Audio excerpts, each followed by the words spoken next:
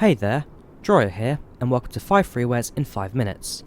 This is a new series that aims to push out once a week, perhaps on a Wednesday, maybe alternating Tuesday depending on streams or not, that hasn't been decided yet, where we take a look at and give short reviews to some of the many freeware add-ons and projects that have recently released onto Microsoft Flight Simulator, as well as give a little back to the numerous creators that have helped keep the platform afloat. I did also attempt a little series similar to this a little while ago, but that one ended with a grand total of only one episode, and so hopefully, if this is a format you guys do enjoy, then it's something that we'll continue to do over the next coming weeks and months. Download links for this week's 5 are down in the description, and so, without any further delay, let's get right into this, shall we?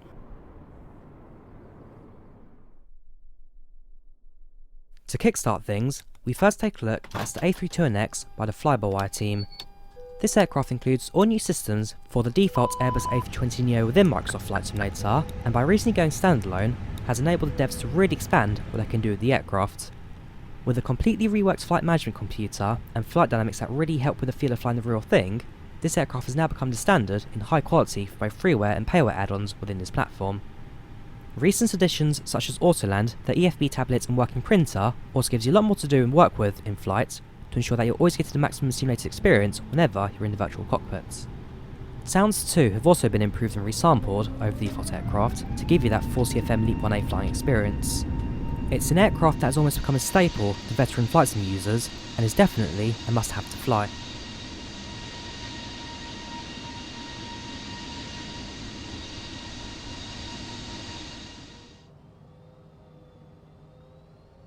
Next up, we have the working title CJ4.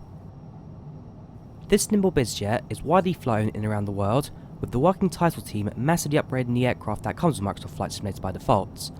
It features a completely revamped flight management computer with working VNAV including top of descent marker and aircraft readings, as well as a reworked flight model that matches the aircraft closely to its real-world counterparts both in its fuel burn and its range. Being such a low-profile jet aircraft, the CJ4 is perfect for getting in and out of those private airfields and short runway facilities, and when combined with these upgrades, make it much easier to fly and manage yourself through different scenarios that may come up in your virtual travels. This work hasn't gone unnoticed either, with new connections recently being made between themselves and the Sobo 2, so certainly expect a lot more to come.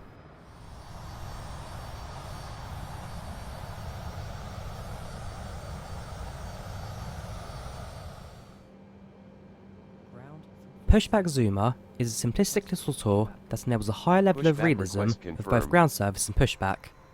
It uses Microsoft voice recognition to allow you to communicate with the tug with your own voice.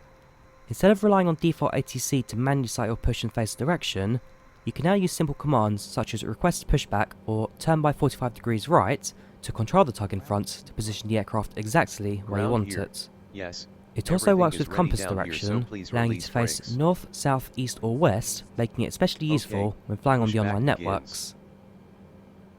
It also makes use of the default ground tug model in Flight Simulator, working and positioning the aircraft based on what the default assets can do. Only fly low and slow? Then need not worry, as Pushback Zoomer is also compatible with small prop aircraft too, so don't just think it's only there for the jetliners.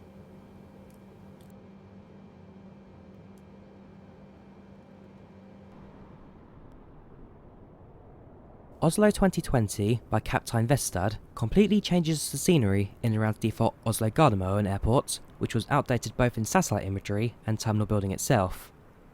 The default layout also completely severed the airport in half, with no way to cross between the two runways. Captain Vestad's model uses a mix of Google Earth photogrammetry for external buildings, default assets and custom models to give you a very modern feeling airport with a taxiway layout that looks just as good as the real thing.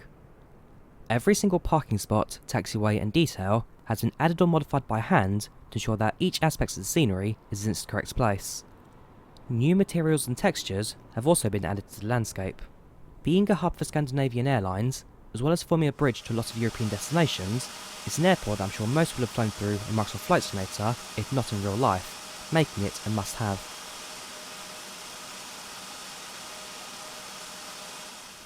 Last but certainly not least, what started off as a simple project to add the bridge between the south and satellite terminals became something so much more. Gatwick Airports by MKVY has totally transformed the scenery of London's second airports, filling it completely with custom models. This includes transformations of both the north and south terminals, hangars and facilities, all new taxiway layouts, and everything else that you can imagine.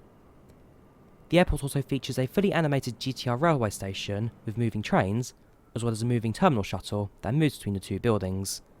Gatwick is also a popular destination too for a lot of European carriers, as well as a big hub for both IVAL and VATSIM, making any flight that passes through here a much better experience. Don't have a system that can quite handle this?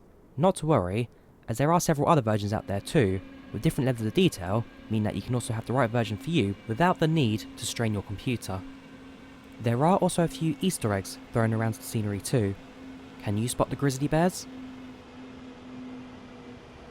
And that brings us to the end of our very first Flight Sim Freeware showcase.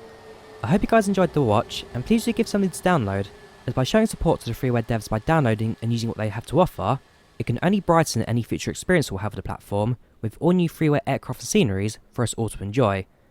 If you also enjoyed the video, then please do give it a like and do subscribe to the channel too, as it does help us out.